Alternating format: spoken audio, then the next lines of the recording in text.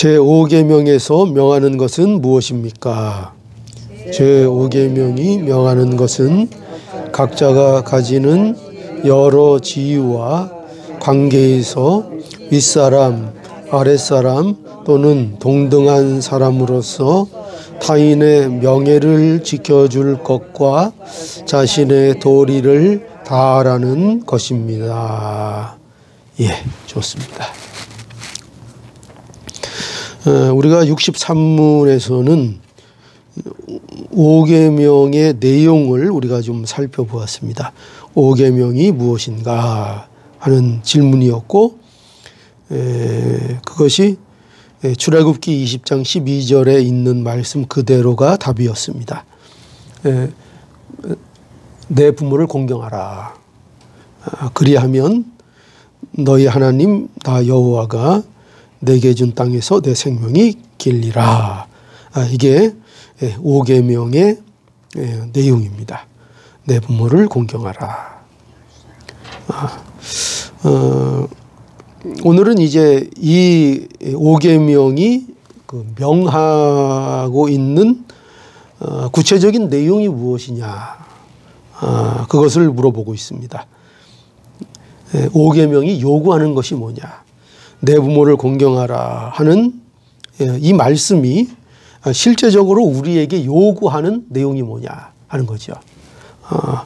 그것을 이제 답을 이렇게 하고 있죠.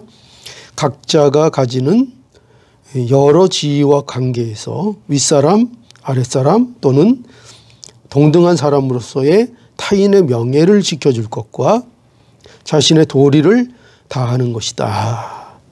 이게 5계명이 요구하고 있는, 우리에게 명하는 것이다. 이렇게 정리해서 우리에게 가르쳐주고 있습니다. 여기 보니까 각자가 가지는 여러 지위와 관계에서 이렇게 돼 있죠. 그러니까 우리는 우리가 여러 가지 지위와 여러 관계를 가지고 살아가고 있다 하는 것을 알 수 있습니다. 사람들은 살아가는데 그냥 어떤 자리도 없이, 어떤 지위도 없이 살아가는 것이 아니고, 또 어떤 관계가 없이 살아가는 것이 아니고, 사람들은 모두가 어떤 자기에게 주어진 지위가 있고, 또 어떤 위치가 있고, 자기의 자리가 있고, 또 그 자리와 또 위치가 만들어내는 관계가 있고, 그렇죠? 관계.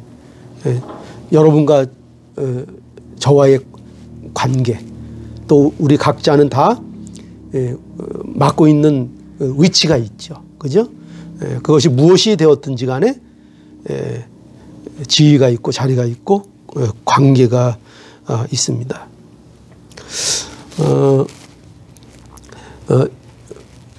인간은 다 평등합니다. 그렇죠? 인간은 다 평등합니다. 누구는 덜 귀하고 누구는 더 귀하고 그렇게 되어 있지 않습니다. 성경은 모든 사람은 다 귀합니다. 인간은 귀합니다. 그래서 그런 의미에서 다 인간은 평등하다고 합니다. 어린아이도 귀하고, 그죠? 좀 나이가 덜 먹었으면 덜 귀할까요? 나이가 좀 어리면 무시해도 됩니까? 안 되죠? 그러면 여자는 좀 무시해도 됩니까? 요새 그랬다가는 큰일 나죠? 요새는 여성 상위 시대, 그죠? 요새는 여성의 어떤 권리가 더 어떻게 보면 높게 취급받는 그런 그 사회적인 분위기가 많이 조성돼 있죠. 그래서 미국 가서 깜짝 놀랐어요. 미국은 남자가 큰 소리 치면서 살 만한 데는 아닌 것 같아요. 미국은 굉장히 제가 이렇게 미국 가서 여러 가지 이제 부목사의 일을 하면서 또 이렇게 사이드 잡으로 여러 가지를 해보면서 느낀 게 뭐냐면, 참 남자는 그것도 한국에서 온 그때가 제가 17에 미국을 왔던가요? 39에 왔던가요?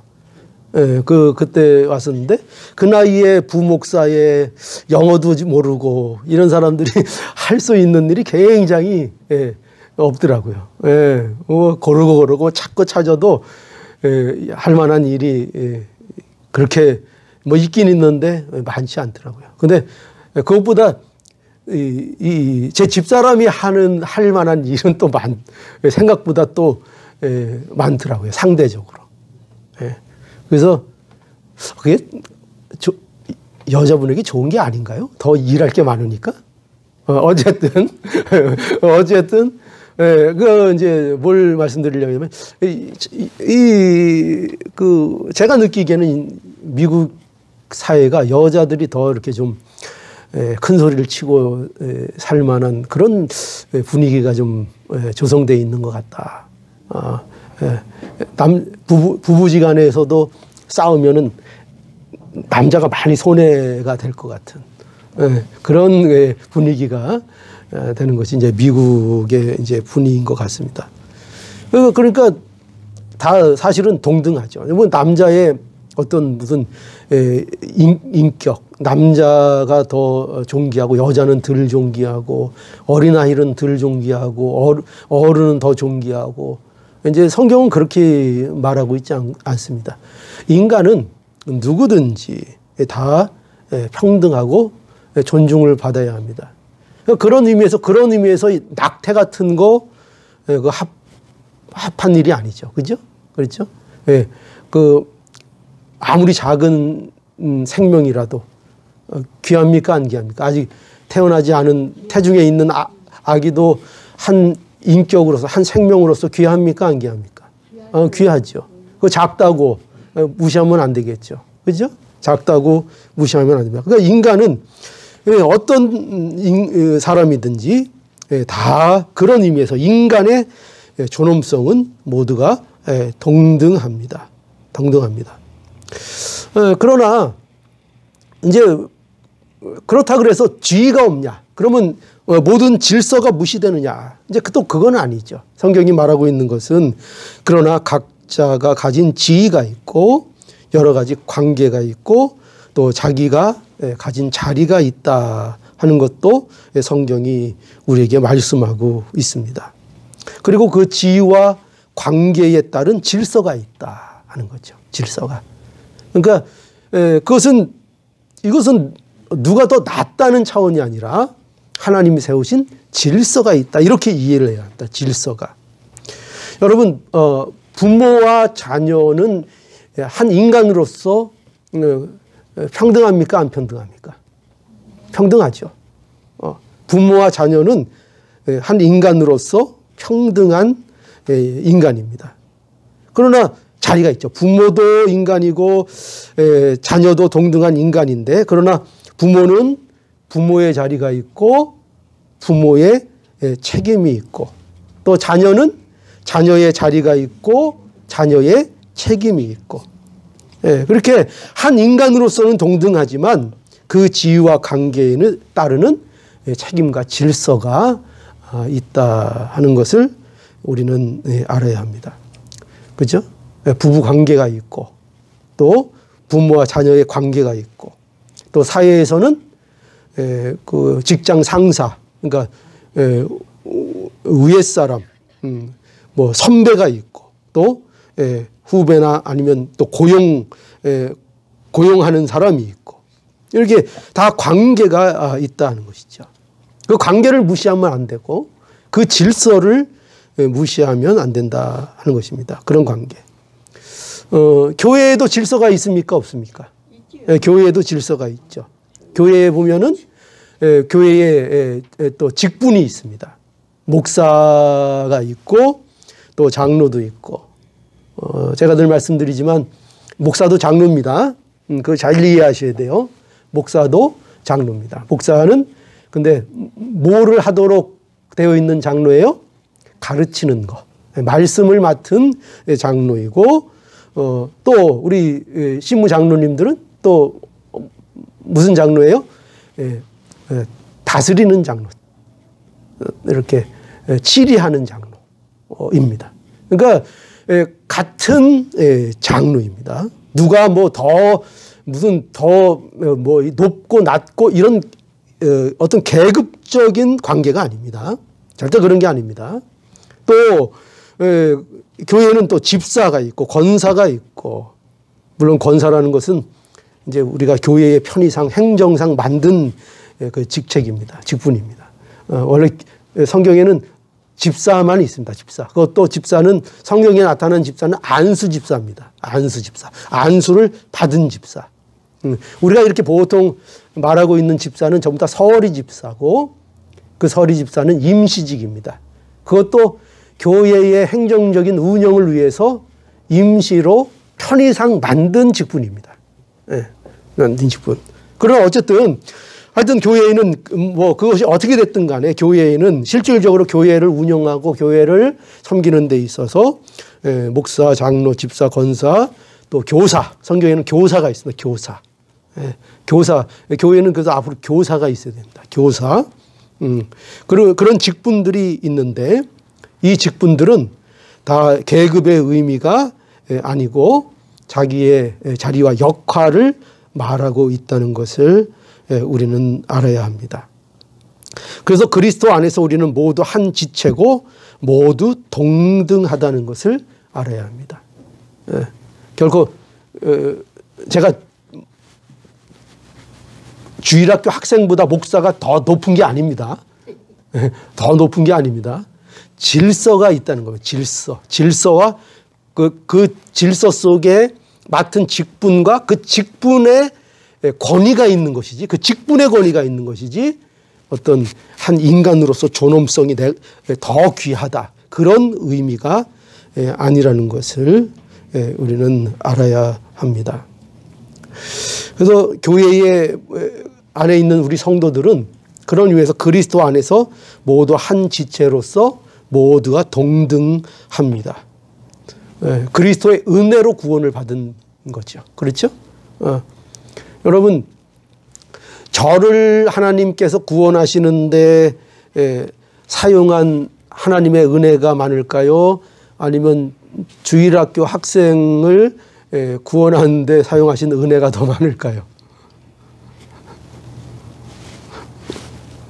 차이가 있을까요? 아니죠. 다 같은 은혜입니다. 다 같은 은혜. 다 같은 은혜. 그러니까 중요한 건 뭐냐? 모두가 은혜가 필요한 거죠. 아이도 하나님의 은혜가 필요하고, 저도 하나님의 은혜로 구원받았고, 아무리 훌륭한 사람도 다 하나님의 은혜로 구원을 받는 거죠. 그래서 그런 의미에서 뭐예요? 그런 의미에서 성도는 다 동등하게 존귀한 존재라는 것을 알아야 합니다. 저를 위해서도 예수님이 십자가에 못 박히셨고, 그죠? 주일학교 학생을 위해서도 예수님께서 십자가에 못 박히셨고, 우리 할아버지를 위해서도 십자가에 예수님이 못 박히셨고, 그렇죠? 단번에 제사를 드리셨죠. 저 주일학교 학생은 잘 못 알아들으니까 그 학생을 위해서는 예수님이 십자가에 2번 못 박히셨습니까? 2번 돌아가셨나요? 그러지 않죠. 그죠? 한 번. 다 동등한 은혜로 구원을 받았죠. 그래서 다 그런 의미에서 존귀하고 동등하다 하는 것을 우리는 알아야 합니다. 그래서 어쨌든 그러나 그럼에도 불구하고 지금 뭘 강조하고 있는가? 우리에게는 모두 여러 가지 우리에게는 지위가 있고 어떤 관계 속에서 우리가 살아간다 하는 것을 우리가 알아야 합니다. 그래서 우리는 이 관계 속에서 우리가 해야 될 도리를 다하라. 도리를 다하라. 그 관계 속에서 다른 사람들의 명예를 지켜줄 줄 아는 사람이 되어야 된다. 그리고 그 도리를 다하는 것이 너에게 중요하다. 이것을 가르쳐 주는 것이 바로 5계명이라는 것입니다. 이것이 5계명이 명하고 있는 것이랍니다. 그러니까 5계명은 단순히 부모의 한정에서 부모를 공경하라, 부모에게만 해당되는 그런 계명으로 우리에게 주신 것이 아니라, 그것이 표면적으로 보이는 계명의 모습이지만 이 부모를 공경하라는 것은 내가 갖고 있는 어떤 지위와 관계 속에서 내가 모든 그 다른 사람들을 이렇게 향한 너의 위치에서의 도리, 네가 해야 될 바, 그런 것들을 올바르게 다 책임 있게 행해야 한다 하는 것을 가르쳐주고 있는 것입니다. 이게 바로 5계명이 명하고 있는 겁니다. 각자가 가지는 여러 지위와 관계 속에서 윗사람은 윗사람으로서의 다른 사람의 명예를 지켜주고 자신의 도리를 다해야 된다는 거죠. 그러니까 이게 무슨 얘기, 지금 이게 아니에요. 오해하지 마세요. 윗사람에 대한 도리가 아니라 윗사람. 그러니까 윗사람이라는 내가 위치에 누구든지 있을 수 있잖아요. 그죠? 어떤 사람보다는 내가 뭐에 대해서 선배라든가 직장의 상사라든가 내가 부모라든가 어떤 질서상 위에 있는 내가 위치에 있을 수 있잖아요. 그러니까 내가 어디에서는 아랫사람일 수 있지만 또 어떤 관계에서는 내가 윗사람일 수 있잖아요. 그죠? 그런데 윗사람은 윗사람으로서의 도리를 다해야 된다. 이런 말입니다. 윗사람은. 그러니까 그 부모를 공경하라 이 말씀은 단지 아랫사람이 윗사람에 대한 공경을 다하라 그것만 있는 것이 아니라 윗사람도 아랫사람에 대한 윗사람의 도리를 다 하라 하는 것입니다. 다 하라. 이것이 5계명에서 우리가 첫 번째로 봐야 하는 것입니다. 5계명은 부모를 공경하라는 것인데, 그러니까 우리 어떻게 보면은 자녀의 도리만을 얘기하는 것 같죠. 그죠? 자녀는 부모를 공경하라. 그러나 여기서 우리가 이 담긴 뜻이 뭐냐? 윗사람도 부모도 부모로서의 책임과 도리를 다 해야 한다.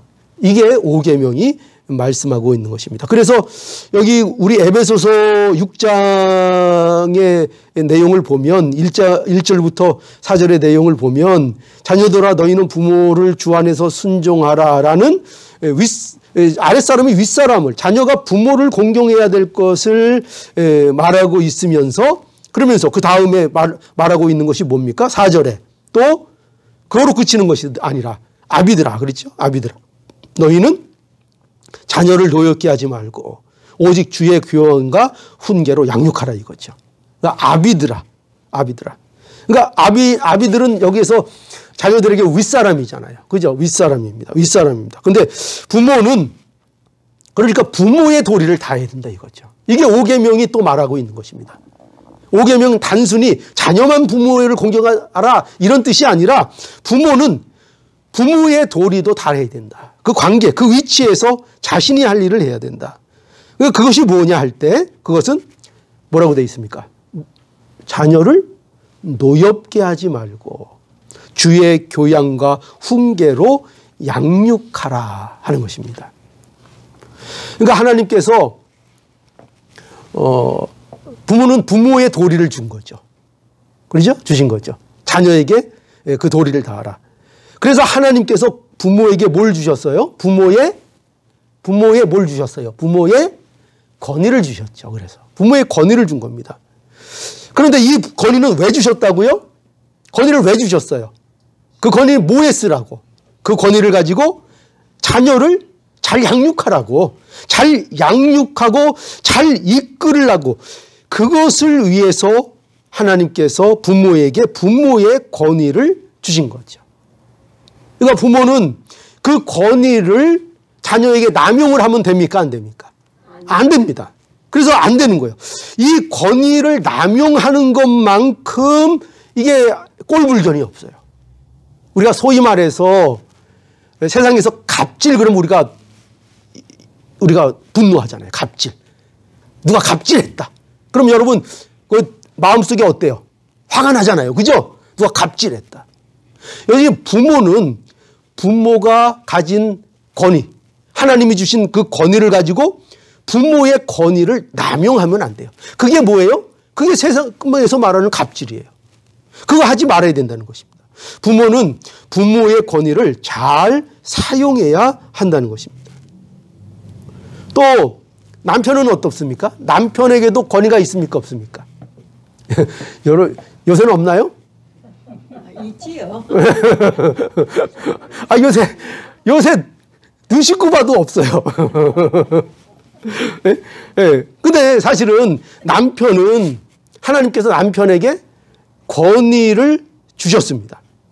남편에게 권위를 주신 것은 왜 그 권위를 주셨을까요? 그 권위는 뭐에 쓰라고요? 왜 주셨을까요? 아내 못 살게 굴라고 줬어요? 예? 예. 왜 줬어요? 그 아내를 사랑하라고. 어떻게 사랑하라고? 그 아내를 그리스도께서 교회를 사랑하신 것처럼 그 아내를 사랑하라고 권위를 주신 거죠. 그죠? 권위는 그래서 주신 것입니다. 그 권위를 가지고 아내를 못 살게 굴고 아내를 핍박하고 아내를 자기 마음대로 부리려고 하고 그렇게 권위를 사용하라고 남편의 권위를 주신 것이 아니라 그 권위는 아내를 그리스도께서 교회를 사랑하신 것처럼. 얼마나 그리스도께서 교회를 어떻게 사랑하셨어요? 죽음으로, 십자가에 자신을 내어주심으로 교회를 사랑하셨어요. 그러니까 남편들은 아내를 어떻게 사랑해야 되는 거예요? 네. 네. 목숨 걸고 사랑해야 되는 거예요. 여러분, 우리가 그 아내 된 사람들이 이 말씀을 굉장히 불만이 많죠. 뭐냐면은 5장 22절 아내들이여 자기 남편에게 복종하기를 죽게 하듯 하라. 아이고 죽게 하듯 하라고요? 나 왜 이렇게 난 그거 못합니다. 불공평합니다. 왜 복종해야 합니까? 여러분 근데 남편에게는 뭘 요구하신다고요? 목숨 걸고 사랑하라는 거예요. 그냥 복종하는 것보다 어떻게 보면 목숨 걸고 사랑하는 거 더 힘들 수 있어요. 남자한테 더 제가 볼 때는 남자한테 더 과학하신 것 같아요. 남자의 책임이 더 큰 것 같아요. 남자의 책임이. 자, 그래서 사실은 우리에게 하나님께서 주신 위치, 역할 그것은 우리가 불평할 것이 없습니다. 하나님께서 참으로 공평하게, 참으로 조화롭게, 참으로 질서 있게 우리에게 허락해 주신 것입니다. 남편의 권위는 아내 사랑하는 데 있습니다. 그죠? 아내 사랑하는 데. 제일 바보 같은 게 아내 핍박하는 남편이에요. 그 뭡니까? 그 힘자랑을 아내한테 하고. 참 못났죠. 그 연약한 아내에게 힘자랑하라고 하라고 그 힘을 주셨을까요? 아니죠. 그 권위를, 그 아내 못 살게 굴라고 그 권위를 주셨을까요? 아니죠. 아내를 보호하고, 아내를 누구보다도 목숨 걸고 지키고 사랑하라고. 그래서 남편의 권위가 있는 거예요. 그러니까 이 권위가 바로 세워지면 그 권위가 존중을 받을까요? 안 받을까요? 받죠. 아니, 남편이 자기를 목숨 걸고 사랑해 주는데 그 남편에게 복종하라고 그 남편 사랑하지 않을 아내가 있을까요? 그런 아내 있으면 정말 못됐죠. 그 뭐라고는 못하겠어요. 그 말이 안 되잖아요.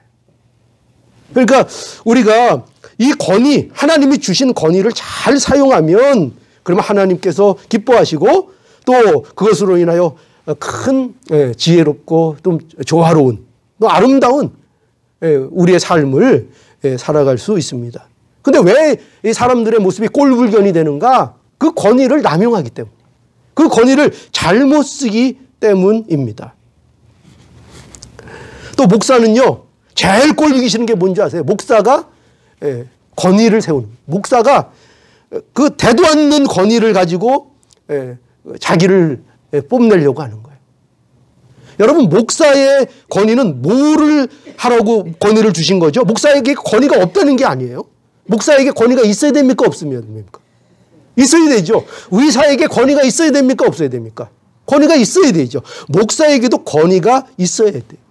근데 그 권위는 뭐 하라고 주신 권위예요? 말씀을 잘 가르치고 성도들을 영적으로 잘 인도하라고 준 권위지, 그 권위가 뭐 자기가 무슨 자기를 뽐내라고, 그죠? 자기 마음대로 하도 된다고 주신 권위가 아니라는 것을 우리는 분명하게 알아야 되죠. 그 목사가 이 잘못된 권위의식에 빠지는 것만큼 이 꼴불견이 또 없습니다. 마치 자기가 뭐 특별한 것처럼 그러면 안 돼요. 또 정부의 관리는 어떻습니까? 정부의 관리는 관리로서 권리로서 가지는 권위가 있습니까? 없습니까? 있죠. 정부의 관리는 그 관리로서의 권위가 있습니다. 그 합당한 권위가 있습니다. 그렇죠? 로마서 13장 1절에 보니까 각 사람은 위에 있는 권세들에게 굴복하라. 왜 그러냐? 권세는 하나님께로 나지 않음이 없나니 모든 권세는 다 하나님의 정하신 바라. 우리는요, 그 권세가 마음에 드냐 안 드냐 그런 걸 굉장히 따져요. 그렇죠? 그리고 나는 마음에 안 들어. 그건 내 스타일 아니야. 난 그래서 그 말 안 따를 거야. 그렇게 주장할 때가 많습니다. 그러나 성경이 우리에게 말하는 바는 뭐냐면 모든 권세는 하나님이 그것이 좋은 권세든지 나쁜 권세든지 간에 그 나라가 좋은 나라든지 나쁜 나라이든지 간에 어쨌든 모든 것이 세워지고 이루어지는 것은 하나님의 주권에 하나님의 뜻에 의하여 그것들이 다 세워졌다는 것을 알아야 한다는 거예요.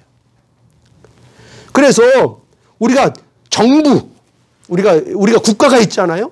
그러면 국가에 세워진 그 관리들, 또 지위가 있고 직책이 있고 뭐 장관이 있고, 그죠? 동사무소에 가면 또 동장도 있고, 그죠? 그런 관리들, 그들의 어떤 권위를 그 자리의 권위를 인정해 줘야 한다 하는 겁니다. 그게 바른 거라는 거예요. 그걸 무시하면 안 된다는 거예요. 하나님께서 세상의 왕들에게 권위를 주신 것은 그 권위로 뭘 하라고요? 그 권위로 백성들을 잘 다스려서 좋은 나라가 되게 해서 그 백성들이 편안하게 잘 살 수 있도록 하기 위해서 그 왕에게 권위를 주신 거죠. 그렇죠? 그래서 왕들은 그 권위를 잘 사용해야 합니다. 그리고 백성들은 그 권위를 잘 따라야 합니다. 그래야 질서가 유지되는 거죠. 그래야 그 사회가 유지되는 거죠. 왕이 틀렸다고 해서 막 자기 멋대로 다 하려고 하고 그러면 혼란이 오는 거죠. 그래서 이 권위를 잘못 이해하고 남용하면 오히려 좋은 의미로 주신 하나님의 이 복된 권위로 인하여 어떤 참 보기 안 좋은 나쁜 일들이 이런 일들이 얼마든지 일어날 수 있기 때문에 이 권위를 잘 이용하고 남용하지 않도록 이 권위의 남용에 의한 큰 부작용이 일어나지 않도록 우리가 해야 한다는 것입니다. 그래서 윗사람은 이 권위를 잘 사용하는 것, 이게 5계명이 우리에게 명하는 거예요. 윗사람은 어떻게 하라고요? 윗사람은 자기 자리가 있어요. 자기의 권위가 있어요. 그래서 그 권위를 가지고 자기 아랫사람이든가 하여튼 다른 사람들에 대해서 그 사람들의 명예를 지켜주고 그들에 대한 도리를 다하기 위하여 그 권위를 바로 사용하는 것, 이것이 5계명이 우리에게 가르쳐주는 귀한 요구다 하는 것을 알아야 하겠습니다. 자, 우리가 윗사람일 때 아랫사람에 대한 도리를 다하라 하는 거죠. 그리고 또 아랫사람은 뭐라 그랬습니까? 아랫사람이 있죠. 아랫사람은 또 그 도리를 아랫사람으로서 다 해야 한다는 거죠. 아랫사람은 아랫사람의 도리가 있다는 거예요. 윗사람은 윗사람의 도리가 있고 아랫사람은 아랫사람의 도리가 있다는 거죠. 대표적으로 자녀는 부모에 대한 도리를 다해야 된다는 거죠. 그것이 공경이다. 그래서 우리는 부모를 공경해야 한다. 부모를 공경해야 합니다. 부모를 공경할 때에 어떻게 공경해야 될까요? 부모를 공경할 때에 먼저 주 안에서 순종해야 되는데 먼저 항상 뭐가 중요하죠? 항상 뭐가 중요하죠? 사람을 대할 때 마음이 중요하죠. 그죠? 마음이. 그러니까 부모를 공경할 때에 우리는 먼저 무엇으로 공경을 해야 합니까? 마음으로 공경을 해요. 그죠? 마음으로 공경하고, 마음으로 공경하는 마음을 가져야 됩니다. 마음으로 사랑하고. 그러면 마음으로 공경하는 것으로 그러면 끝나는 것인가? 그게 아니죠. 마음으로 공경하고 또 어떻게 해야 됩니까? 그뿐만 아니라 우리가 마음을 예쁘게 가질 뿐만 아니라 우리가 말도 어떻게 해야 됩니까? 말도 예쁘게 하고. 그죠? 부모님에 대해서. 마음도 부모님에 대해서 공경하는 마음을 가져야 되고, 말도 할 때에 부모님에 대하여 어떤 말? 공경하는 말. 그죠? 예의 바른 말, 겸손한 말. 그러니까 윗사람에게 말로 또 공경을 해야 합니다. 어떤 사람은 나는 마음은 있어. 그러면서 말은 아주 거칠게 하는 사람들이 있어요. 그죠? 말을 거칠게 하고, 그러니까, 아니, 쟤는 왜 이렇게 말을 정 떨어지게. 그런 사람들이 있죠. 그죠? 네. 자기는 마음은 안 그렇다는 거예요. 근데 말로는 막 합니다. 그러면 안 된다는 거예요. 마음으로도 공경하고, 우리가 공경할 때에는 그 마음을 뭘로 전해야 됩니까? 일단 제일 중요한 게 말 아니에요. 말. 말로써 우리의 공경함을 나타내야 되고. 그럼 또 말로만 또 공경하면 됩니까? 그럼 또 뭐가 해야 됩니까? 행동이 있어야 되죠. 행동으로도 공경을 해야 되죠. 뭐 실질적인 게 있어야 됩니다. 그죠? 맨날 남자가 여자를 사랑한다고 맨날 얘기하는데 평생을 꽃다발 한 번 안 줘. 제가 요번에는 꽃다발 줘서 큰 소리 치는 거예요. 예? 아니, 맨날 입만 열면 사랑한대. 입만 열면 사랑한대. I love you, I love you. 근데 평생을 꽃다발 한 번 안 줘. 행동이 전혀 없어요. 그러면 그거 올바른 사랑이라고 말할 수 없죠. 그 부모에 대한 공경도 그렇죠. 마음으로도 공경하고 말로도 공경하고 또 부모에게 공경할 때 행동으로 공경해야죠. 그 제일 좋은 게 뭘까요? 용돈 주는 거. 용돈 드리는 거. 그거 이상 없어요. 우리의 마음을 표현하는 거 용돈 드리는 거 이상 없어요. 그게 아니에요.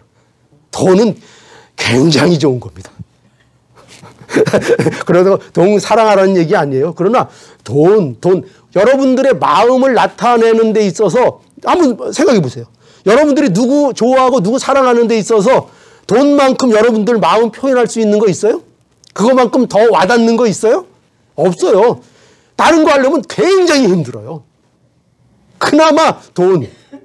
그죠? 돈. 용돈 드리는 거 중요합니다. 부모 공경할 때 용돈 드리는 거. 그것도 제가 이 설교하려고 며칠 전에 또 용돈 송금했어요. 참 목사 설교하려고 되게 힘들어요. 먼저 해놓고 설교를 해야 되니까. 그래야 제가 좀 그래도 그나마 조금 떳떳하게 설교를 할 수 있으니까. 그러니까 우리가 부모를 공경하는 일, 마음으로도 말로도 행동으로도. 그러니까 이게 아랫사람의 도리라는 거죠. 아랫사람의 도리. 그러니까 우리가 이런 윗사람에 대한 아랫사람의 도리를 이처럼 우리가 해야 한다는 것입니다. 우리가 윗분들을 위해서 기도하고, 윗분들도 물론 그렇죠. 윗어른들은 어른으로서 도리가 뭐예요? 아랫사람들을 위해서 뭐 해주는 거예요? 기도해 주는 거. 그럼 아랫사람도 마찬가지예요. 이건 공통이에요. 아랫사람도 윗분들을 위해서 뭘 해주는 것이 좋은가? 도리가 뭔가? 기도해 드리는 거예요. 기도하고 또 그들이 이룬 업적들에 대해서 감사할 줄 알고 또 그들이 윗어른들이 말씀하시는 합법적인 일들에 대해서는 얼마든지 순종하고 그것이 죄가 되는 것이 아니라면, 그것이 잘못된 것이 아니라면 얼마든지 순종하고 또 올바른 가르침을 할 때에는 그것이 잔소리 같아도 그 소리를 귀담아 잘 들을 줄 알고, 이것이 바로 아랫사람들의 도리라 하는 거죠. 에베소서 6장 5절에 보니까 종들아 두려워하고 떨며 성실한 마음으로 육체의 상전에게 순종하기를 그리스도께 하듯 하라 했어요. 직장으로 따지면은 상사가 있고, 그렇죠? 또 그 부하 직원이 있고, 또 사업으로 치면 오너가 있고 종업원이 있고, 그럴 때에 그런 관계가 형성될 때에 종들은 어떻게 하라고요? 두려워 떨며 성실한 마음으로 육체의 상전에 순종하기를 그리스도께 하듯 하여 눈가림만 하지 마라. 눈가림만 하지 말고 진심으로 그 상전을 위해서 종된 자들은 이 일을 하라. 그러니까 아랫사람의 도리를 다하라는 거죠. 아랫사람은 아랫사람으로서의 성실한 도리를 다하고 그 위치와 그 자리를 지키라고 말씀하고 있죠. 윗사람의 권위를 인정해 주는 겁니다. 그러니까 아랫사람은. 그게 도리죠. 윗사람의 권위를 인정해 주고 그의 명예를 지켜주고 그에 대한 자신의 도리를 다하는 것입니다. 직장에서는 직장 상사에 대한 도리를 다하고 자기 위치, 자기 자리, 자기 책임을 다하는 거죠. 학생은 어떻습니까? 학생은 누구에게 도리를 다해야 됩니까? 선생님에게. 그죠? 요새는 스승이라는 말이 없어진 지 오래됐죠. 성생 하면 선생님 이러면 또 다행이죠. 요새는 다 님도 빼고 성생 이렇게 되어 있고 그냥 강사 뭐 이렇게 하고 그러죠. 스승 이 개념이 없어진 지 오래됐어요. 굉장히 참 통탄할 노릇이죠. 스승이 없는 사회, 스승이 없는 교회, 스승이 없는 곳에는 참된 그 발전이 있을 수 없습니다. 스승이 있어야 돼요. 여러분들도 스승이 있어야 돼요. 신앙의 스승이 있어야 돼요. 스승이. 여러분들은 어떤 분이 신앙의 스승이십니까? 저는 몇 분 있어요. 제가 늘 스승으로 생각하시는 분. 우리 돌아가신 이병규 목사님. 저의 첫 번째 스승. 그리고 또 한 분은 또 아직 살아계신 어떤 목사님. 또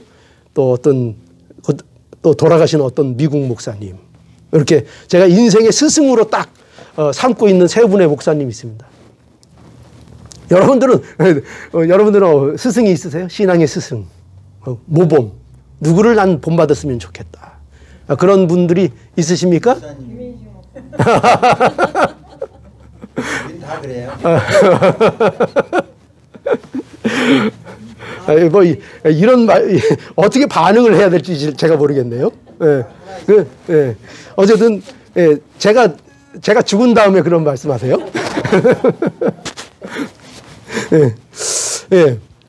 자, 그래서 권위, 윗사람의 권위를 아랫사람은 인정해 줘야 한다 하는 것이죠. 자, 그리고 이제 마지막으로 이제 또 무슨 도리를 다해야 되는가? 이 세상에는 윗사람만 있는 것이 아니고 아랫사람만 있는 것이 아니라 또 누가 있습니까? 동료가 있습니다. 동등한 사람인들이 있습니다. 같은 동료도 있고 친구도 있고 같은 성도도 있고 우리가 있습니다. 그래서 이런 동등한 사람들에 대한 도리도 우리가 다해야 한다 하는 것입니다. 그래서 우리는 피차의 그 도리를 다해야 합니다. 에베소서 5장 21절에 보니까요. 그리스도를 경외함으로 피차 복종하라 그랬어요. 그러니까 복종하되 피차 복종하라는 거예요. 아내는 남편에게 복종. 남편은 아내에게 복종. 그러니까 그리스도가 교회를 사랑하신 것 같이 아내를 사랑하라는 말도 결국은 뭐냐면 결국은 아내를 피차 복종하라는 거예요. 아내는 남편을 복종, 남편은 아내를 복종, 자녀는 부모를 복종, 공경. 그리고 부모는 안 그래도 될까요? 부모는 아랫사람인 자녀들을 사랑하는 그게 또 복종이에요. 피차 복종, 피차 사랑. 상전과 또 그 직장 상사와 그 부하 직원도 마찬가지고요. 그러니까 피차에 모두 복종하라는 것이 성경의 뜻입니다. 그러니까 누가 하나님의 사람인가, 누가 성령 충만한 사람인가 할 때 바로 이것을 우리에게 말씀하고 있어요. 피차 복종할 줄 아는 사람. 서로 자기의 역할과 자기의 위치에서 그것을 떠나지 않고 그 자리를 온유와 겸손으로 인내로 지키는 자, 그 자가 성령 충만하다는 거예요. 그 자가. 그래서 성령 충만이 어디에서 나타나야 돼요? 여러분들의 성문 충만이 여러분들이 은혜를 받으면 그것이 당장 어디에서 나타나야 돼요? 맨 먼저 부부 관계에서 나타나야 되는 거예요. 부부 관계. 오늘 은혜 받았어요. 그런데 집에 가서 또 둘이 툭탁툭 싸워. 그건 은혜 받은 게 아니에요. 그 성령 충만한 게 아니에요. 성령 충만의 결과가 뭐로 나타나야 되냐? 서로 부부 간에 존중하는 것으로, 사랑하는 것으로, 복종하는 것으로 나타나야 되는 거예요. 성령 충만이 뭐로 나타나야 되냐? 부모는 자녀를 잘 교육하고 자녀는 부모를 공경하는 것으로 우리 가족 속에 나타나야 되는 거예요. 그래야 그것이 성령 충만한 거예요. 성령 충만은 그냥 막 정신을 놓고 뒤집어지고 이런 거 얘기하는 거 아니에요. 물론 그런 기쁨이 있을 수 있죠. 당장 현상적으로 나타날 수 있죠. 그러나 그것이 진짜냐는 생활에서 나타난다고요. 생활에서. 그거 제가 늘 강조하잖아요. 40일 기도하면 위험하다고. 40일 기도하고 나서 어떻게 돼요, 사람이? 굉장히 교만해져요. 산에서 뭘 만났는지, 산에서 누구를 만났는지. 아니, 정말 기도 중에 정말 하나님을 만났으면 그 사람이 교만해질까요? 남을 업신여길까요? 절대 그렇지 못해요. 근데 아니 어떻게 된 일이 40일 기도하고 나면 사람이 벌써 내가 왜 이러면서 그랬죠. 제가 당신 말이야, 내가 딱 보니까 역마살이 꼈어. 아, 무슨 갑자기 무슨 점쟁이 모드로 들어가요. 아니, 뭘 도대체 40일 기도해서 뭘 만났길래? 그거 아니죠. 여러분, 우리가 복종, 성령 충만하면 피차에 복종하는 자리로, 낮아지는 자리로 들어갈 수밖에 없어요. 그게 성령 충만의 증상이라는 것을 꼭 기억해야 합니다. 낮아지는 거예요. 낮아지는 거. 그래서 우리는 윗사람에 대한 도리, 아랫사람에 대한 도리를 지키는 거 중요하고, 또 동등한 위치에 있는 동료들에 대한 우리의 도리를 잘하는 거, 이게 바로 5계명이 우리에게 또 요구하고 있는 겁니다. 이 동료들 지간에는요, 시기하고 미워하는 일이 잘 생기기가 쉬워요. 동료 지간에. 목사 지간에도요, 제가 신학 공부할 때요, 누가 먼저 목사 안수 받는가, 이거 갖고 얼마나 이게 시험 드는지 몰라요. 네. 어떤 사람은 전도사 생활 한 1, 2년 했는데 목사 안수 받고, 어떤 친구는 한 10년을 전도사 생활 했는데도 목사 안수를 안 주는 거예요. 그 시험 들죠. 같은 동기로 같이 신학교 졸업해서 같이 신앙생활 하는데 누군 목사 되고 누구는 아직 전도사고 이러면요, 여러분 그게 괜찮을 것 같죠? 아니요. 그냥 막 너무 힘들어져요. 네, 너무 힘들어져요. 그래서 얼마나 이 동료들 지간에 이 마음의 시기가 싹트고 이 어려움이 싹트기 쉬운지 몰라요. 그런데 성경은 뭐라고 해요? 서로 동료들을 시기하지 말고 질투하지 말고 잘 존중해줘라. 존중해줘라. 그들에 대한 명예를 지켜주고 그들에 대한 도리를 다하라. 이렇게 우리에게 말씀하고 있습니다. 이것이 우리가 인간을 사랑하는 방법이죠. 하나님을 사랑하는 사람들이 인간을 사랑하는 모습입니다. 그래서 우리가 이 5계명을 통해서 이제 우리 자신들을 바라볼 수 있기를 바랍니다. 과연 우리는 윗사람으로서 나는 도리를 잘 하고 있는가? 어떠세요? 잠깐 생각해 보시죠. 마음속에 잠깐. 자, 2초 생각해 보세요. 나는 윗사람으로서, 정말 윗사람으로서 아랫사람들에게 정말 내가 그들의 명예를 잘 지켜주고 그들에 대한 도리를 내가 잘하고 있는가? 생각하셨어요?